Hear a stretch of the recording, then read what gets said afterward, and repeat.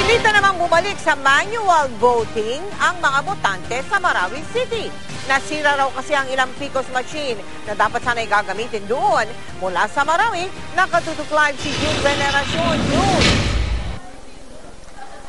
Mel, balik nga sa mano-mano ang botohan sa presintong ito dito sa siyudad ng Marawi, lalawigan ng Lanao del Sur. At sa mga sandaling ito, Mel, ay tigil muna ang botohan dahil nagdeklara ng maiksing lunch break itong chairperson ng Board of Election Inspectors dito po sa presintong ito.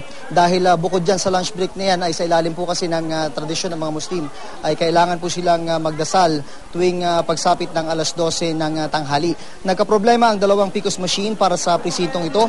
Ang una, sablay ang LCD. Ang pangalawa, hindi talaga gumagana. Sa ilalim ng manual voting, parehong balota ang gagamitin pero sa oras na matapos na i-shade ang bilog sa balota, diretso na ito sa ballot box. Pag natapos na ang botohan, saka pagsasama-samahin ng mga balota, saka ipapasok sa panibagong PCOS machine. Dahil sa aperya sa PCOS machine, humaba ang pila ng mga botante. Halos magkaibita na ang mga tao sa labas ng presintong ito. Minamadali na ng election supervisor ng Lanao del Sur, itong si Attorney Vidsfar Julie, na makapagpadala ng panibagong PCOS machine dito. Pinakakawawa ang mga matatanda na nagtiis sa masikip at mahabang pila na high blood at nahilo po ang ilan sa kanila.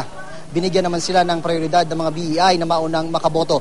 Samantala sa bayan naman ng Butig, mga pulis ang nagsilbing Board of Election Inspectors, makarang mag-atrasa ng mga guro dahil sa pangamba sa kanilang seguridad.